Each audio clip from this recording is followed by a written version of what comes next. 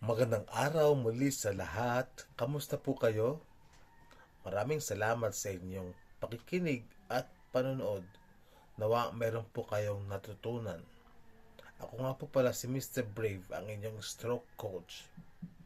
At ngayon, pag-uusapan natin ang isang napakahalagang konsepto ng pagaling. Noong nakaraan akin na po na-discuss ang patungkol sa neuroplasticity. At ngayon po, sa aking pong paghihimay-himay patungkol sa neuroplasticity at sa gabay ng kilala kong mga doktor na marunong almost eksperto sa utak ng isang tao, ako po yung kanilang dinala sa isang discussion patungkol sa cortical remapping. Cortical remapping.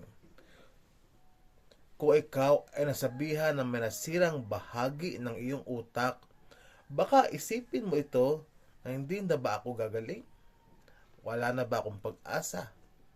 At marami sa atin ang natatakot dahil wala nang magagawa dahil utak ang nasira, brain ang nasira. May mga sagot sa pag-aaral sa agham at patuloy na pinag-aaralan ang patungkol dito. At marami na po ang mga nagpatunay. At maaari ikaw din ay nagpatunay ka na rin sa iyong kagalingan, sa iyong recovery.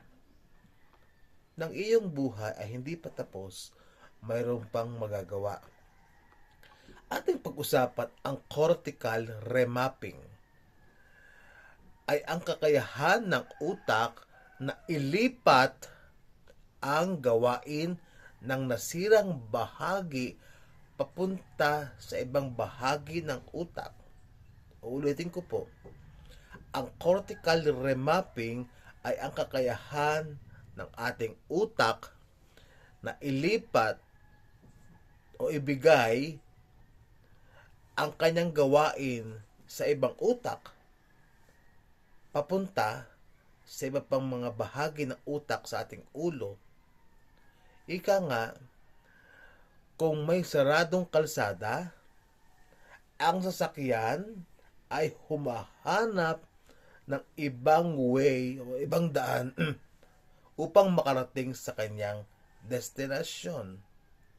O parang Waze lang po yan kung sa ating mga cellphone. Parang Waze, naghahanap ng hindi traffic, hindi sira na kalsada upang makarating tayo sa tamang destination natin.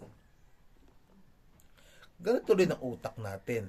Kapag may bahagi na naapektuhan ng stroke, ang ibang bahagi ay pwedeng matutong pumalit.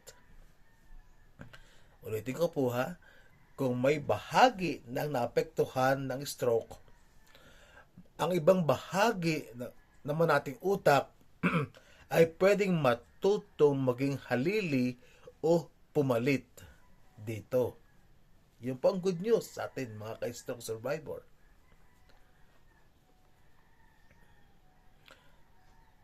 Ano bang ibig sabihin ng patungkol sa brain natin?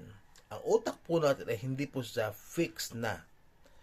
Kaya nitong baguhin ang mapa ng ating utak kahit matanda na tayo. May mga stroke survivor na muling natututong magsalita, muling gumagalaw ang kamay, muling nakakapaglakad. At marami na tayo napanood ng mga kasamahan natin ng mga stroke survivors na maaaring mas malala pa sa ating kondisyon. Na ngayon nakakapagsalita, ngayon nakakapaglakad, ngayon nakakapagbuhat, ngayon ay nakakatakbo na. Hindi dahil bumalik ang nasirang cell, kundi dahil may bagong bahagi ng kanilang utak ang natutunang gumana. Paano ba nangyayari ang cortical remapping? Ating pong pag-aralan. Tatlong bahagi po ang gusto kong i-share sa inyong lahat. Paano ba nangyayari ang cortical remapping? para gumanda ang function ng ating katawan. Una ay ang paulit-ulit na pagsasanay. Kahapon po aking pong diniscuss ang salitang consistency or tinatawag nating repetition. Nasasabi lagi ng ating mga therapists sa rehab na repetition. Kung anong ginawa mo kahapon, yun din ang gagawin mo today at sa next day and until ma-develop yung bahagi ng iyong katawan. Repetition. Kapag inuulit mo ang isang galaw o ang salita, mas tumitibay ang koneksyon ng neurons. Cells that fire together, wire together. Pangalawa, pansin at intensyon. Hindi pwede galaw-galaw ka lamang, hindi pwede. Dapat may focus ang ating isipan sa ginagawa natin. Iniisip dapat po natin yung ating ginagawa. So, once na tayo po yung nag-grip o tayo nag-close open ang ating kamay, kailangan iniisip natin na tayo ay nag-close and open. Hindi lang basta na natin gano'n lang. Kailangan, pati ang ating pong isipan ay connected na kino-close open natin. Kung ating nilift ang ating kamay, kailangan ay connected din sa ating brain na tataas ko ang aking kamay. Tataas siya. Bagay-way ko. Okay. Kailangan, lagi po tayong isipin, connected lagi sa ating brain para po masanay ang ating brain. At dahil yung neurons na yan, ay matulungan din po niya ma-develop. Pangatlong, napakalaga din po sa ating lahat. At karamihan ito nagiging problema. Oras at tiyaga. Hindi ito overnight miracle. Ulitin ko po ha. Hindi po ito overnight miracle.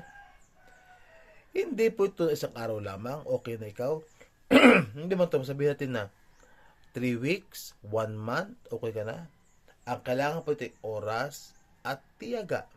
May mga tao, makasamahan po tayo na stroke survivors na linggo pa lamang ay okay na sila. Meron din po iba naman, isang buwan pa lamang, okay na sila. Meron po iba naman, 7 years na, 8 years na, hindi pa okay, hindi pa nakakapag-close and open ang kanilang kamay. May mga ganyan pong mga tao. Ang pinakamahalaga po ay magtiyaga sa ating healing process sa araw mo mismo na ikaw naman ang makikita nating gumagalaw na. Ito po ay disiplina araw-araw na kailangan natin pong gawin upang ating pong maranasan muli. At yung ating goal, lahat po tayo may goal. Ang goal natin ay gumaling. Ang goal po natin ay magawa muli ang ating mga dating ginagawa. Ang kailangan po dyan ay disiplina para sa ating pong paggaling. Maraming salamat po sa inyong pakikinig. Ako po muli si Mr. Brave, ang inyong stroke coach. Nawa, mayroon po kayong natutunan sa ating pong episode sa araw na ito. Kung nagustuhan niyo po ang ating pong episode, paki-like at paki-share. Maraming salamat po.